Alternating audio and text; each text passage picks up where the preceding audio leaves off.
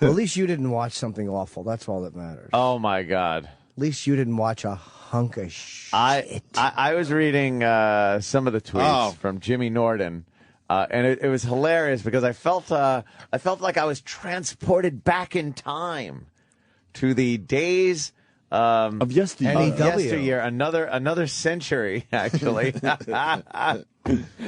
That fucking movie made me so angry. That fucking Phantom Menace.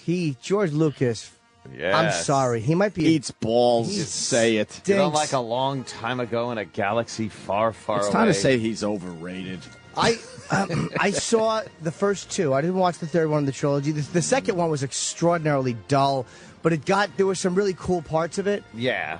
But then I watched. Someone told me to go see that guy Red Edit or whatever. Who's the guy that does the fucking? It's the funniest thing I've seen on YouTube.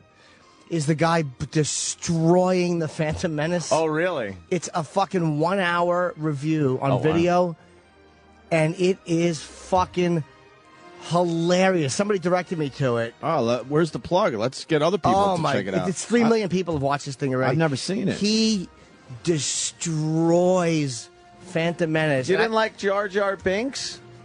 He didn't even go after Jar Jar that much. He just kept calling him a cartoon Robert. But the guy killed it on the story, the protagonist. Like, he really destroyed it. Wow. Is this it? Now, what didn't you like? Possibly fuck up the entire backstory to Star Wars. While my son eventually hanged himself in the bathroom of the gas station, the unfortunate reality of the Star Wars prequels is that they'll be around forever. They will never go away.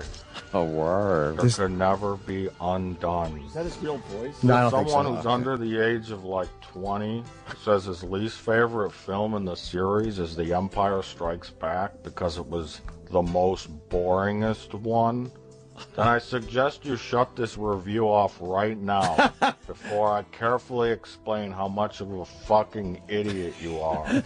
So where do I possibly start? I love this guy's voice. Nothing in The Phantom Menace makes any sense at all. It comes off like a script written by an 8-year-old. It's like George Lucas finished the script in one draft, like turned it in and they decided to go with it without anyone saying that it made no sense at all. It was a stupid, incoherent mess. This guy's I guess crazy. at this point, who's going to question George or tell him what to do? I take it you say action after we roll camera? I'll say action. You don't. Sometimes I forget. People forget. If I forget to say action or cut, just step in and say action and cut. He controls every aspect of the movie. He probably got rid of those people that questioned him creatively a long time ago. I also think that everyone just assumed that a Star Wars prequel will be an instant hit, regardless of what the plot was. Really, how hard could it be to screw up? It's like screwing up mashed potato. You boil the water and pour the packet. Number one. The biggest and most glaring problem with the Phantom Menace is the characters. This is like the most obvious part of movie making, but I guess I gotta explain it when talking about this turd. Let's start at movie making 101, shall we? See, in most movies, the audience needs a character to connect with. Typically, this character is something called a protagonist. When you're in a weird movie with like aliens and monsters and weirdos, the audience really needs someone who's like a normal person like them to guide them through the He's story. showing Luke Skywalker. Now, this, of course, doesn't apply to every movie, but it works best in the sci-fi, superhero, action, and fantasy genres. I picked a few examples to illustrate this point. You pause this. You don't have to go through this. Is literally, it's an hour long. I know, but he it kept our brilliantly attention. fucking dissects the entire, like, why the characters stink, what you don't know. Like, if I was Lucas and I saw this, I would blow my brains out. I'm so watching that. I like the voice. That was a great trailer for this little series that he put up on the web, because I'm so watching that. It looks hilarious. There was one thing in there that kind of, it looked like a spoiler for a later one. So I paused it when it was almost done. I laughed. I fucking howled alone watching this. And then I watched the second one, which was the Clones one. Yeah, the Clone Wars. And just, again, all I kept thinking of is how there's no fucking connectable character. Hayden Christensen stinks. How awful. He's terrible, dude. Is Hayden Christensen. And even Natalie Portman is not good in those, and she's great, but she stinks in those. You know who's good? The old guy that played Dooku? Lord Dooku? Oh, yeah. Who's that? He's fucking famous I know. oldie actor who's been in a lot of movies. Christopher Lee. Yeah, that was Christopher Lee. Yeah. I kept thinking it looks like Christopher Lee. I didn't know Christopher it was him. Lee is good. Your comments, though, on fucking like Darth Maul. You didn't like Darth Maul? No, and I hadn't watched this, by the way, I had not watched this review until after I was done Twittering. I didn't know that. Someone connected me to that. When you said Darth Maul, it would have been better if they would have called him Scary. What? Oh, be a mean man, scary mean face. man, scary face. He stunk. He fucking stunk. You didn't like that lightsaber fight? No, it was awful. I mean, With it was him and I didn't care about it. And again, the old soy sauce head. The guy explained it better than I. Like, when I Twittered was basically as deep as I went with it, and then I went and watched this review afterwards, and it's like you can't unsee the review. Like, the lack of... I didn't give a fuck about those characters at all, so I didn't care that they were fighting. And I gotcha. You know, I there's an old thing in acting, and believe me, as a moderate or awful actor, play the man, not the uniform, they say. Like, when you're playing a cop, you don't go, hey, pull over! I do, because I'm awful. But a real actor, like, look at Mark Hamill or something, or Harrison Ford. They were these interesting people, and this is what they did. Right. Hayden Christensen, Natalie Portman, they were playing the part, like they were trying to be princessy. Princess Leia didn't seem like a princess. No. She seemed like a chick who was a princess. That's why you liked her.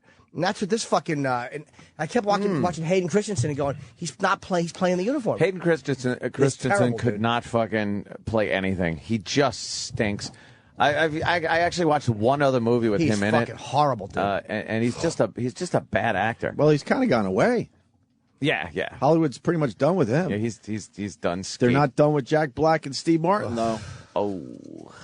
But they're done with Hayden. That's not as... It's Jack Black and Steve Martin movie, you knew would stink, but that's not as offensive as this, because George Lucas, the dialogue in this was fucking terrible. Yeah, horrid. And to put Jar Jar Binks and give him that much... I don't comprehend it. Right. I don't comprehend how a guy who's supposed to be smart gives that fucking uninteresting, unfunny, enraging character. Changes the whole series. It makes you hate it. And Liam Neeson was good, but the guy Liam was all right. Why was he in it? He did nothing. Right. Gave a fuck about him. It was kind of odd that he was in it and then he's just not. And then I did kind of like Ian as a young Obi-Wan Kenobi because of Obi-Wan Kenobi. Like, he kind of did a good impression of a younger version of Obi-Wan, but again, put in that storyline and everything, it didn't matter how well he did. The language stunk, though, because they kept saying, my young apprentice. Yes, my apprentice. Young Padawan. No one, it's like, they didn't talk like that in the first couple. That's why you liked them. That's why you liked fucking Harrison Ford and Mark Hamill, because they were just being themselves. Mark Hamill whining his way through the beginning of that movie. Aunt Peru, Uncle Owen, you're fucking barbecued. Do you know who I love was the guy that played Boba Fett's father? He's an actor named... Jango Fett. Jango Fett. Temuera Morrison, his name is, if I'm saying it right. Big Samoan motherfucker. No, he's from New Zealand. He was a he? soap actor, and he was starring in a movie called Once Were Warriors. Oh. He was fucking great.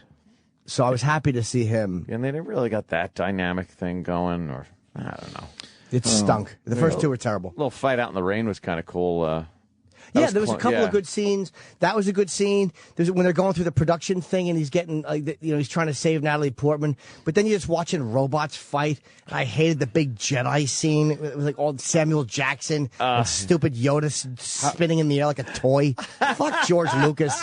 He's a dick. How old is this movie now? Exactly. 2002, I think. I'm confused. Are we back at NEW? It really is. That's what made it so fun to watch. It was like Jimmy you saw this for the first time. I've never seen. I'm going to watch 10 years later, almost. I'm going to watch that dumb Sith movie tomorrow, which I hear is better than the other two. It is like watching. It was like reading the tweets of a retard because it was shit from so long ago. You're like, most people have seen the movie multiple times. Yeah, which made it better too. Because first of all, you don't got to worry about spoilers, and secondly, you're so detached by time from it that you almost forget about the things that you sat in the movie theater and went like, oh, God.